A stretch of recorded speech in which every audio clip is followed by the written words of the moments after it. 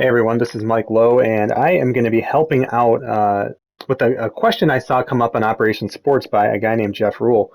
And he is asking what the generated draft classes look like here in NBA 2K21 on Next Gen. So this is on PS5.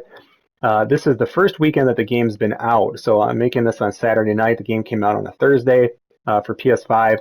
So this is just after the first draft came out. And so as I load in a new draft class here, you can see, we'll just look at this very first one. We've got a couple of really nice players actually at the top of this. So Victor Hunter, just 19, but already an 81. He's one of the higher guys I've seen so far doing this. We have a stash player here who is an 80 at 21 with 8 badges already. So again, he looks really good. This is, I mean, really two really good players at the top of this. Another Euro stash player here. And so again, one of the other things Jeff was asking about is just, appearances. How do they look realistic? And we'll kind of click through and we can look at different players. Also look at their tattoos, because that's one of the big things here in this year's game is that players will have tattoos now, even generated players. So we haven't seen any tattoos yet, but on this little zoomed in view, you can start to see we'll have some players that do have tattoos. So player there. And of course, we're looking to see there's some tattoos there. So again, looking for realism. They do a really good job. There's a few of these photos I've seen just kind of messing around with the game this weekend where I had to like kind of look and squint my eyes and be like, is that a real player or is that fake? I mean, some of these just look incredibly real. So really cool. Again, you can see some of the tattoos. Let's see what else Jeff was asking about. Tendencies being on point was something he asked about. And so let's see. We jump in here. We can look at the top player. Just pull up his tendencies. And so I don't know exactly what Jeff was looking for. But again, for shooting tendencies here, nothing too outrageous. Pretty low. Likes to shoot the 3. And so I would, just again, we're going really quickly, kind of call this guy, he looks like a guy who likes to shoot 3s underneath the basket a little bit more. We'll drive to the basket a little bit more. And I didn't even look at what position this guy's plays. So let's back out and see. So he's a small forward, power forward. So yeah, that's certainly believable. And if we look at his some of his metrics, we look at some of his metrics here, you can see it seems to align. Again, dunks pretty high, close shots pretty high. His 3-point's really low. So again, maybe that's something Jeff was talking about. Is this guy likes to shoot 3s? It seemed, but he's not a really great 3-point shooter at all. Again, just looking at his scores here, yeah, I mean, he's more of a mid inside scorer. But let's back out and load a different draft class, and then we can again kind of compare some of these and just start to see what some of these are looking like. So brand new class here, and again, that can be generated that quickly. So now we have another really good player, and this might be the best player I've seen. Antonio Douglas, 6'9", 248, small forward, can also play power forward. Just 19 years old, and 82 with 5 badges already.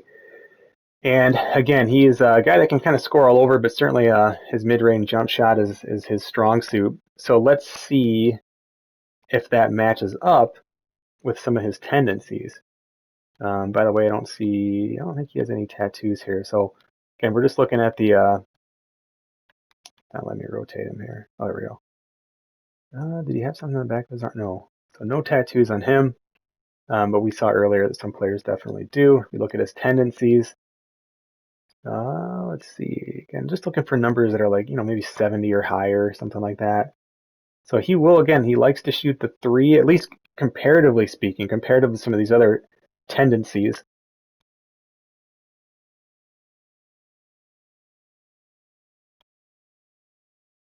Standing dunk.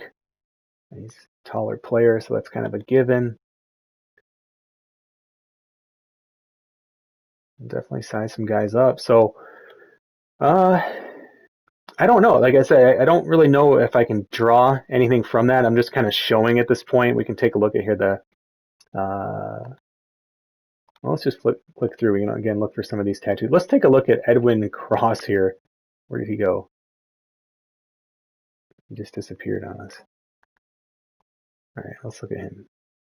So he does have some tattoos. We can take a bigger look here and see what he has. He's got a ton. So again, it kind of is like a, which I think is pretty realistic. I mean, it's sort of a feast or famine, right? They either have nothing or they have like their entire left and right arm. Some players have just both. You can see he's got a little bit of a leg tattoo there on his left and right leg. So this guy's tatted up through and through. Let's see a few others here. Let's take a look at Klein. It's weird. It keeps like resorting these guys when I back out.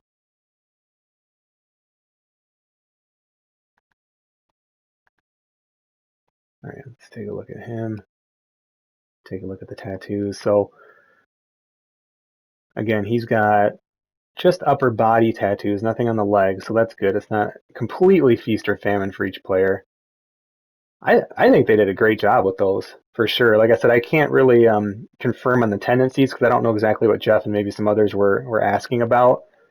Just look how real this is. This is just so cool. Just I mean everything, like not just the guy and his look and everything, but just like the jersey texture and everything. It's just crazy. Look at that.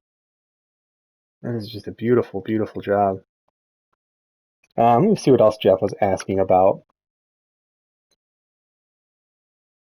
He asked about free agency. I haven't jumped into that too much just yet, waiting on a patch here that would fix a couple things I was looking at.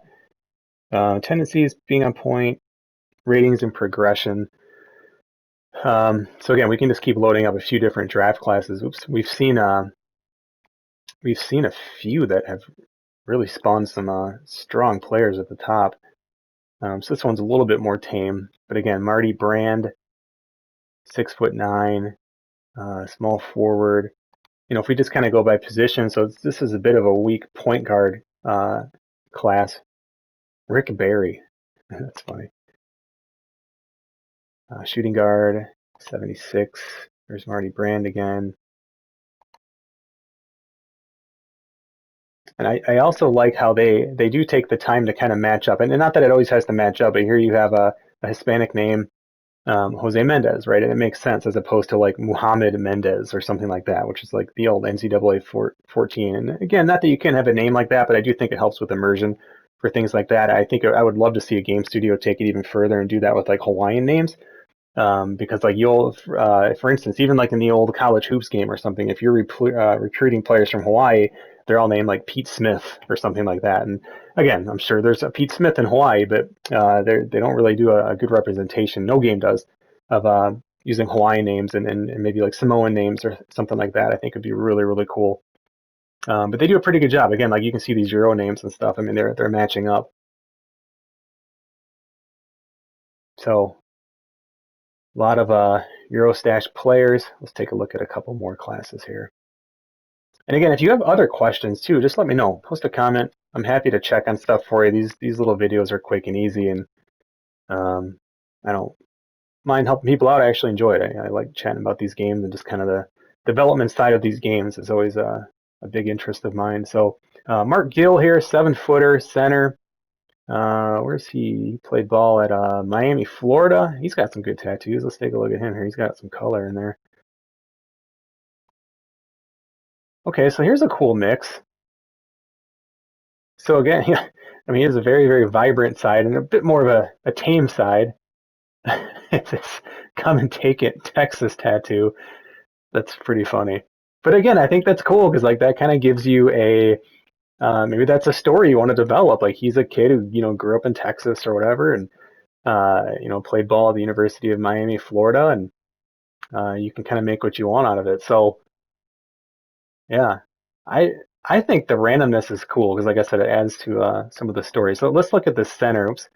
Let's see what his tendencies might look like.